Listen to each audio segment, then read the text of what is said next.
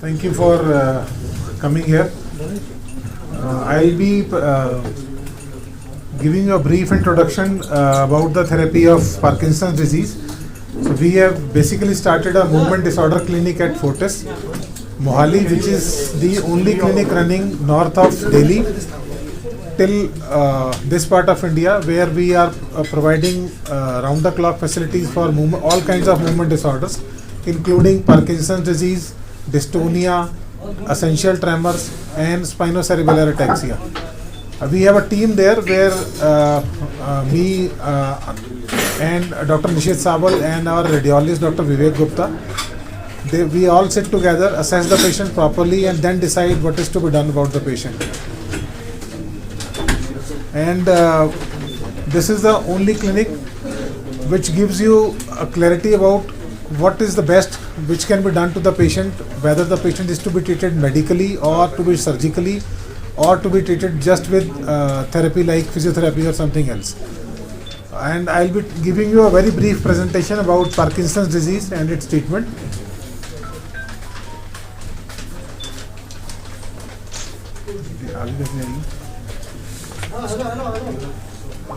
So Parkinson's disease basically starts normally at around 40 to 50 years of age. There is progressive slowness of movement in the patient's body, and some patients have tremors, and their face become mask-like. Their expressions become dull and blunt. And as the disease progresses, we have to initially make addition with a medical management like Syndopa and other medicines are added.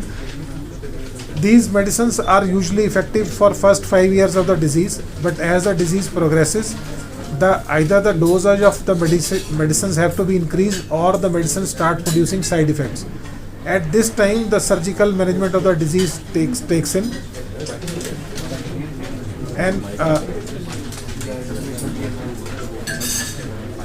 in the surgical disease, there are two kinds of therapy. One is lesioning, in which the disease can be understood as there are two centers in the brain, and one of them becomes a little less active, and so the other center takes over. So either we can make the hypoactive center or the less active center a little more active, or we can make the hyperactive center a little less active. So this can be done by two ways. One is lesioning, in which we destroy a particular center partially so that the balance of the two centers is created. That procedure is called palidotomy or thalamotomy. That procedure is nowadays considered a second line procedure because it is basically a destructive procedure. We are destroying a small part of the brain permanently. The other part of the other kind of treatment is DBS, which is deep brain stimulation, which all of us should understand like a pacemaker for the heart. When the heart rhythm goes haywire, we put a small pacemaker in the chest. So we make when the heart rhythm is haywire, we put a small pacemaker in the chest. The leads go inside the heart and they stimulate the heart so that the rhythm is maintained. The similar way, we put two small electrodes in the brain, and the battery is placed like a regular pacemaker in the heart, in the chest only.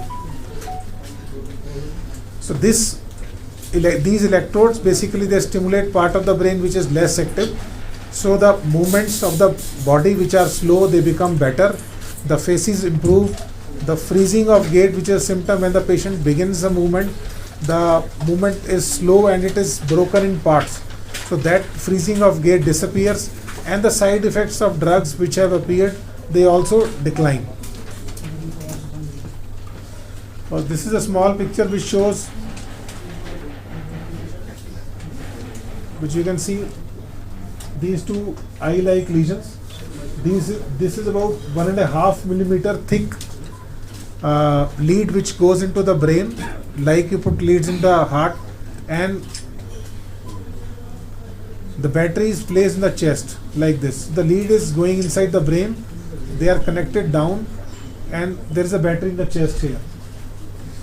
This leads to stoppage of tremors, improvement in gait, improvement in speech and other symptoms of Parkinson's disease. This is a small video of a patient.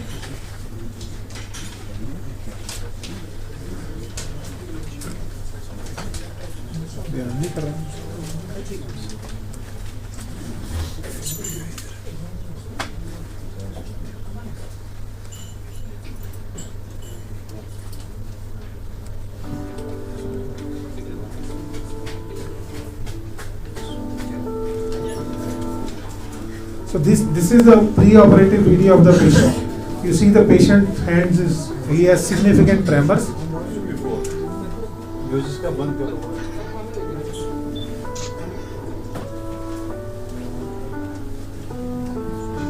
So when you ask the patient to stop and walk, then this is called freezing of gait.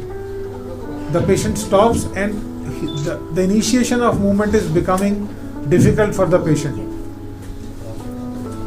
So this is how we did.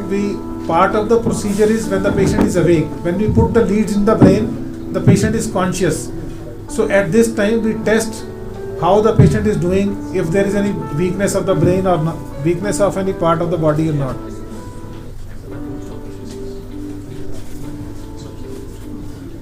So I'll just show you again.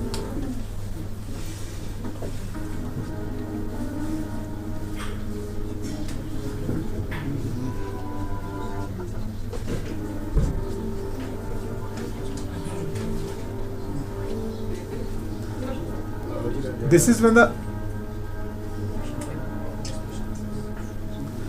you see the movements are as soon as